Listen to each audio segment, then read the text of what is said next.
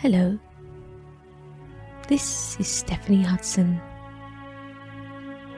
Welcome to my story series, Tales of the New World.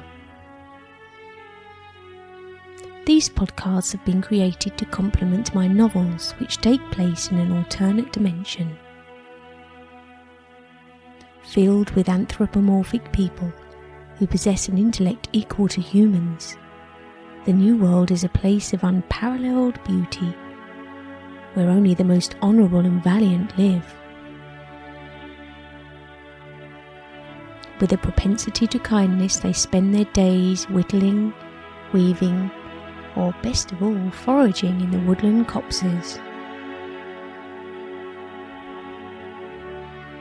So here we are, ready to take a look beyond the old world and into the new.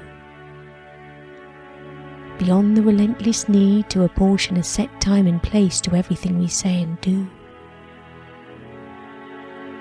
Beyond the place where expectations are high and rewards are few.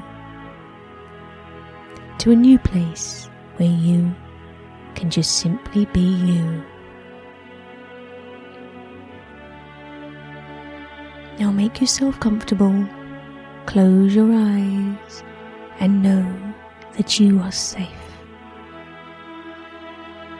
Take a deep full breath in through your nose and let it out on a long sigh.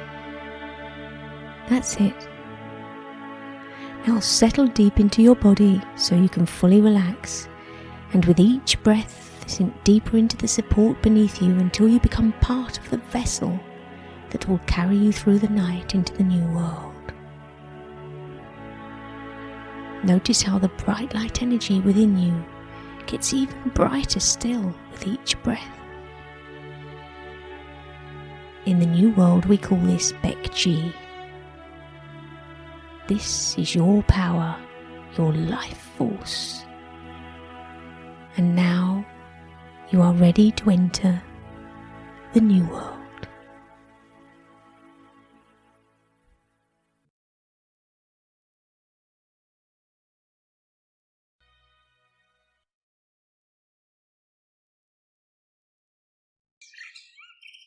And here we are in the deep valley,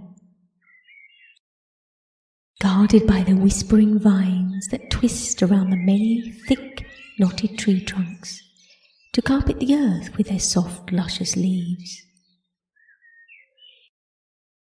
Here and there they have burst open with blossoms of pastel pinks and buttercup yellows, which catch the fine spray from the huge waterfall crashing into the crystal waters ahead.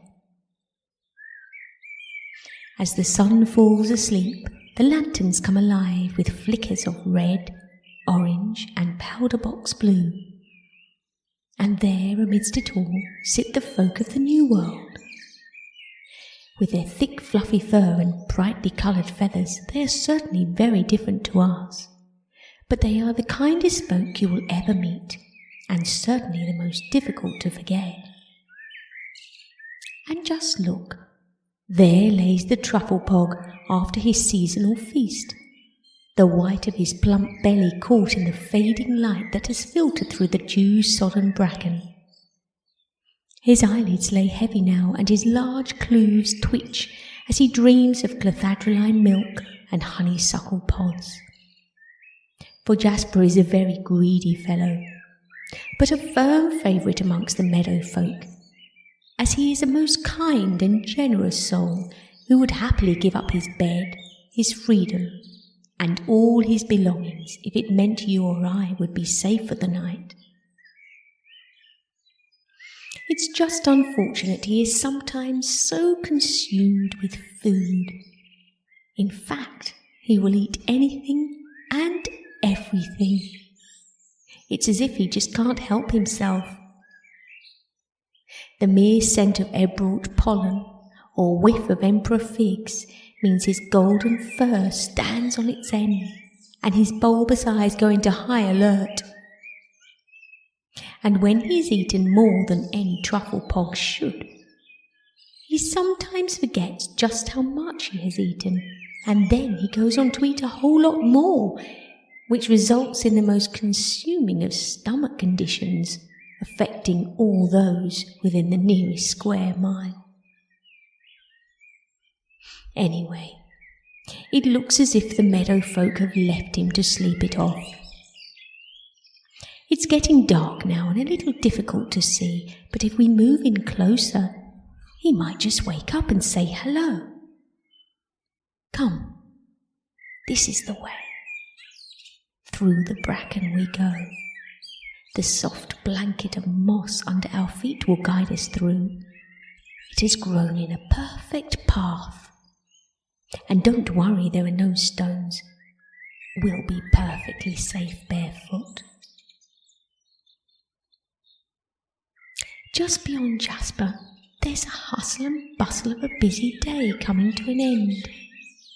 The lanterns are going to sleep as the many meadow folk sweep and dust, collect and clear away. And it won't be long until the fire sprites join us.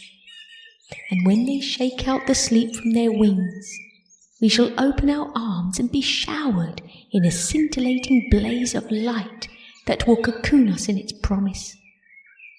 For the fire sprites are a kiss of hope for those from the old world. And what's that the meadow folk are saying? Can you hear their delicate whispers?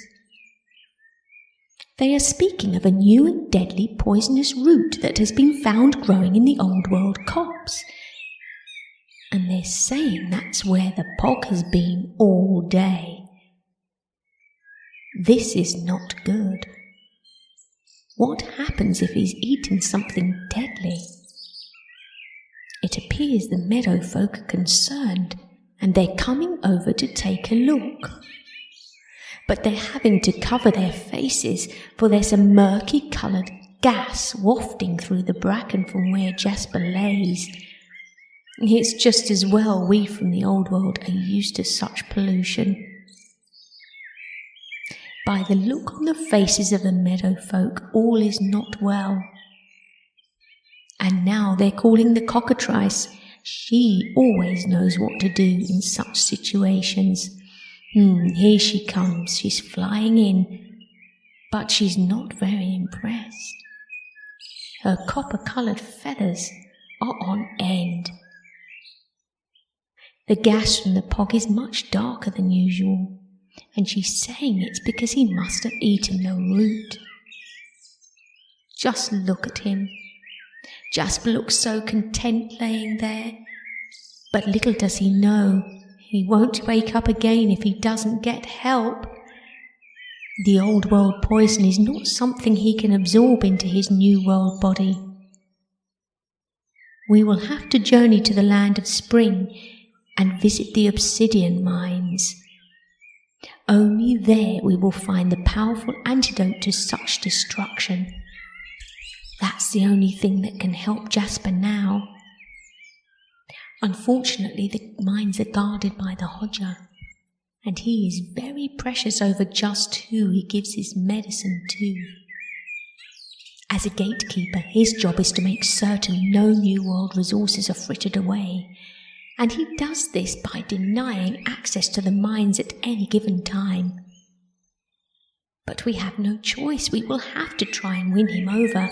After all, the cockatrice has spoken, and she said the meadow folk can't go. They must stay and keep an eye on Jasper and make sure he doesn't get really sick. Come, follow me. We will go together, and we will follow the fire sprites who will show us the way.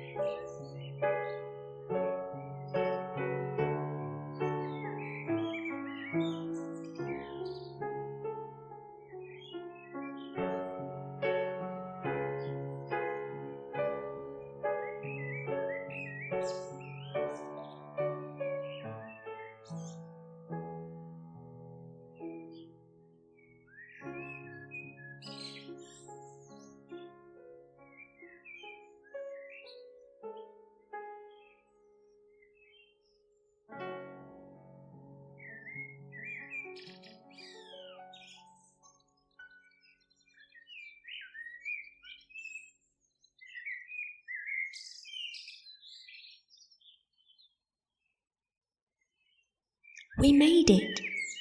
What a beautiful place. The land of spring is certainly a beauty to behold. With its buoyant blooms and sun-kissed fields, it's a place of growth and optimism. And there in the distance sits the entrance to the obsidian mines. Can you see it? It is framed by a high crystal arch that shimmers with expectancy. It knows we are here. Its healing powers are calling us. But it's very quiet here. I wonder if the Hodger is about. It will be difficult to find him as he lives in the mines, and his fur, well, his fur is as black as the night. But there are white fur patches around his eyes. Perhaps we can look out for them. He will not be able to see us, as he is blind, but he can probably sense us already, as his sense of smell is very powerful. Yes, look, there he is. He's emerged from the darkness. He's been digging. His muddy clothes are still wet, and his soft fur is sticky and matted from his toils. He's closing the gates behind him now. It looks like he knew we were coming all along. We shouldn't be surprised. After all, he does belong to the land of spring. And those from the land of spring can predict the unpredictable. Look, the fire sprites have flown over, and they're telling him of our predicament. But the Hodger is shaking his head. He says that once the mine closes for the day, the gates must stay closed so the mines can rejuvenate themselves overnight. If they are forced open, all obsidian powers are destroyed, and it will take years to replenish them. There is now only one thing that can save Jasper. We must manifest Bek-Chi to pull the obsidian dust out of the Hodger's fur. Then the fire sprites can weave it together into a fine cloak, and we can drape the Truffle Pog in it. That will make Jasper better. But we will have to move fast. Join your thumb to your middle fingers as we manifest our most powerful Bek-Chi. This power is the only thing that will work. Now take a deep, full breath in and feel the bright light energy rise up into your chest as you grow stronger and brighter still. That's it. We can do this. We have the power deep within us to prevent this tragedy. Now focus on the dark behind your eyes. Yes, that's where the truth lies. And now as our bright light energy dazzles everything it touches, we can take faith in our ability to conquer all in our path. For we are doing it.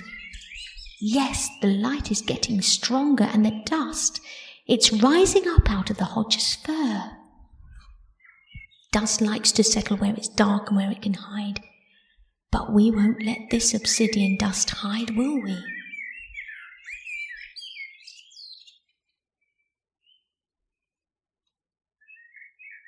And all is well once more. Our bright light energy has pulled the dust from deep within the Hodger's fur, and the sprites have woven a fine cloak encrusted with crystal chips and obsidian flecks. And when we return, we will enrobe the Truffle Pog so that the obsidian draws the poison from deep within his fur, and it filters it so it can be dispersed into the pure air of the New World. Jasper will be well again. We have succeeded in our mission.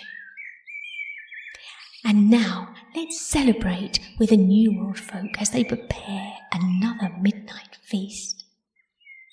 And when we awake, we shall think of the New World and the fun we have had here, and we will rest in the knowledge we can come again very soon. I hope you enjoyed this tale. Thank you for listening. Please consider following me for more tales of the New World.